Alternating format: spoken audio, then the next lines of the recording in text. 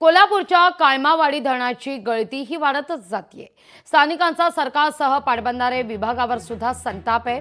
राज्य सरकारकडून गळती थांबवण्याकरता निधी मंजूर झाला, पण मात्र या सगळ्या संदर्भात कारवाई मात्र शून्य आहे। धरणाला मोठ्या प्रमाणावर गळती असल्यानं मागील 2 वर्षांपासून धरण पूर्ण क्षमतेनं भरतही नाहीये।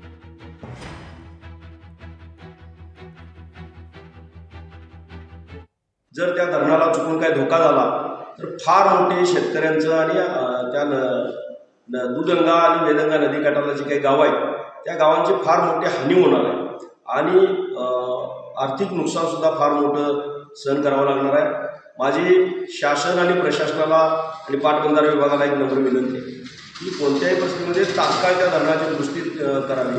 जर दुरुस्ती नाही केली तर आम्हाला दुधगंगा वेदगंगा काठच्या सर्व शेतकऱ्यांना घेऊन लालवाटा बांधकाम कामगार संघटना असेल, अखिल भारतीय किसान सभा असेल आणि अन्य संघटनांना घेऊन आम्हाला तीव्र स्वरूपात लढा या कोल्हापूर जिल्ह्यामध्ये या दुधगंगा धरणासाठी उभा करावा लागेल।